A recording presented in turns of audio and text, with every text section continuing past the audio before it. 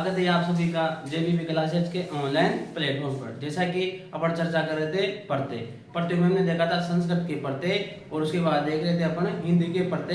हिंदी के पढ़ते कितने भेद थे? हिंदी के पढ़तों के दो। कौन कौन से? एक तो थे कृत पढ़ते। कौन से? कृत पढ़ते, जो हमने पिछली क्लास में देखा था। ठीक है, अब इस क्लास में देखेंगे हमें तद्धित पढ़ते। कौन से? तद्धित पढ़ते, यानी कौन से वाले? तद्धित पढ़ते। ठीक है, अब इसकी देखते हैं परिभाषा। किसकी? तद्धित पढ़ते की।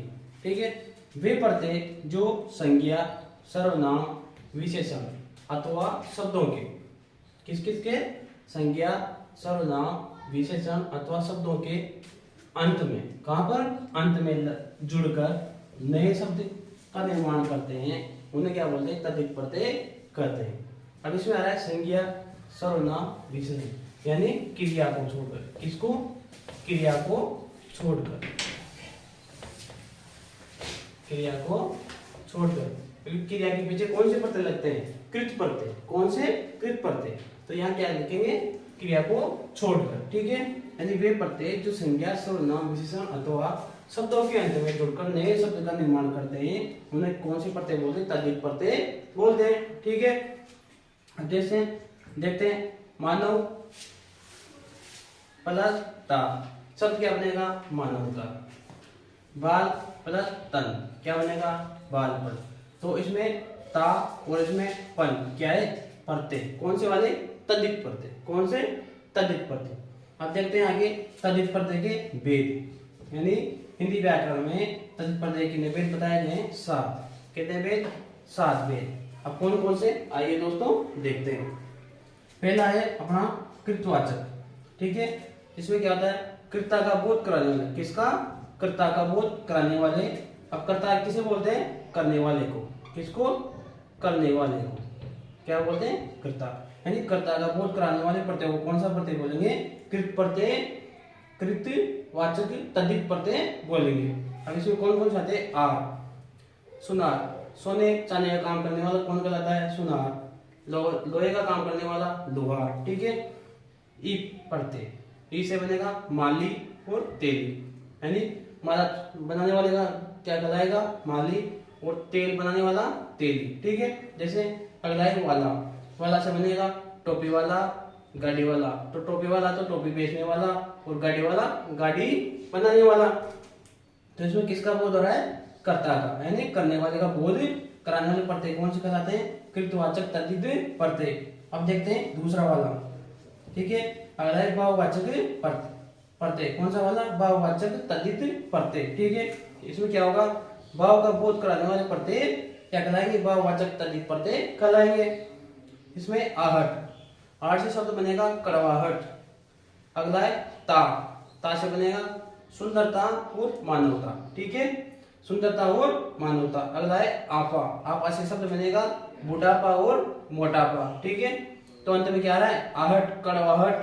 ता में, सुंदरता में क्या आ रहा है? पीछे ता प्रत्यय, और मानवता में ता प्रत्यय। आपा, बुढ़ापा में क्या आ रहा है? पा, आपा क्या आ रहा है? प्रत्यय, और मोटापा में क्या आ रहा है? आपा प्रत्यय। यानी कौन सा हो गया? भाववाचक, तद्धित प्रत्यय।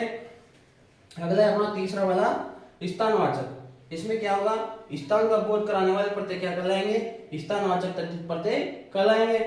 अब इसमें देखते हैं कौन कौन से प्रत्यय आते हैं। जैसे वाला, ठीक है, जैसे शहर वाला, यानी शहर में रहने वाला। अगला है गांव वाला, गांव में रहने वाला। और इया, अगला प्रत्यय कौन सा है? इया, यानी उदयपुरिया, यानी उदयपुर वासी को क्या बोलेंगे? उदयपुरिया, और जयपुर वासी को क्या बोलेंगे? जयपुरिया। ठीक है, इसमें कितने प्रत्यय हो गए? 2 प्रत्यय, वाला और इया। ये प्रत्यय कौन से हैं? स्थानवाचक, तद्धित प्रत्यय। तो अपने कितने भेद हो गए? कृतवाचक, भाववाचक और स्थानवाचक। कितने? 3 हो गए। अब देखते हैं चौथा वाला। ठीक है, 4 नंबर वाला प्रत्यय देखते हैं कौन सा? संबंधवाचक। कौन सा? संबंधवाचक, तद्धित प्रत्यय। इसमें क्या होगा? संबंध का बोध कराने वाले प्रत्यय क्या कहलाएंगे? संबंधवाचक, तद्धित प्रत्यय कहलाएंगे।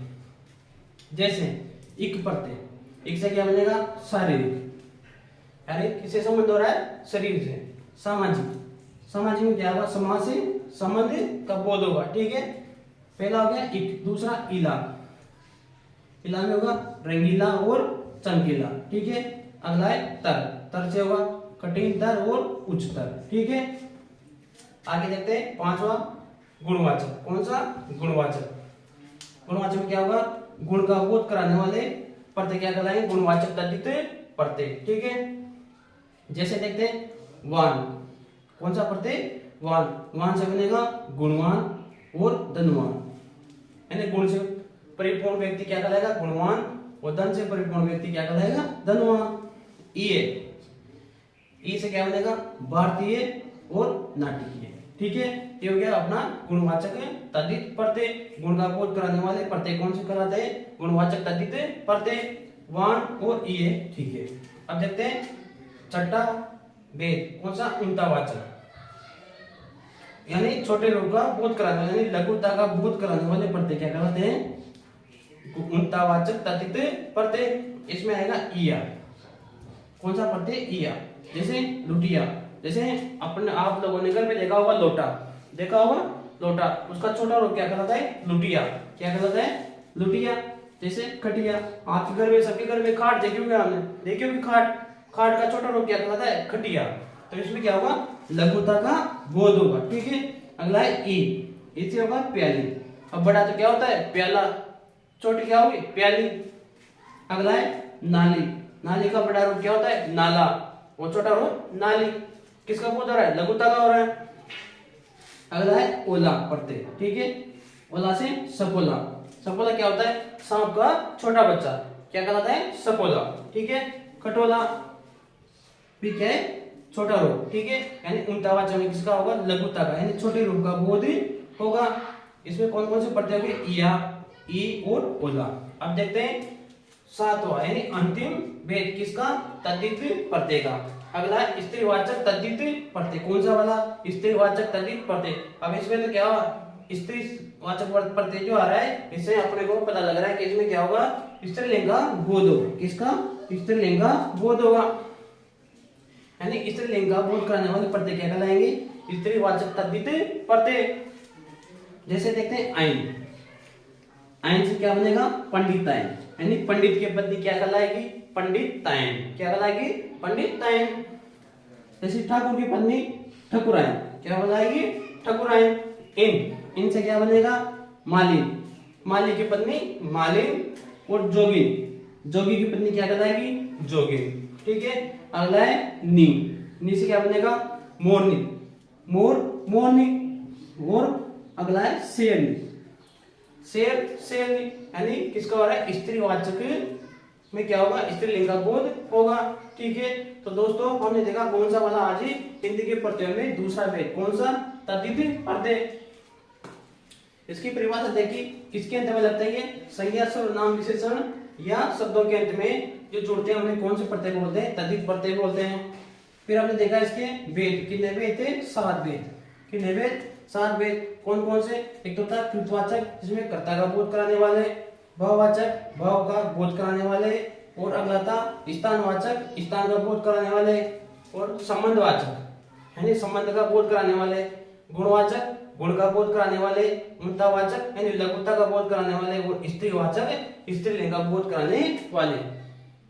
तो दोस्तों ये था अपना हिंदी के प्रत्ययों के जो दूसरा भेद था, कौन सा? तद्धित प्रत्यय। अब इसके आगे देखेंगे हम विदेशी प्रत्यय, यानी वो देखेंगे अगली क्लास में। धन्यवाद।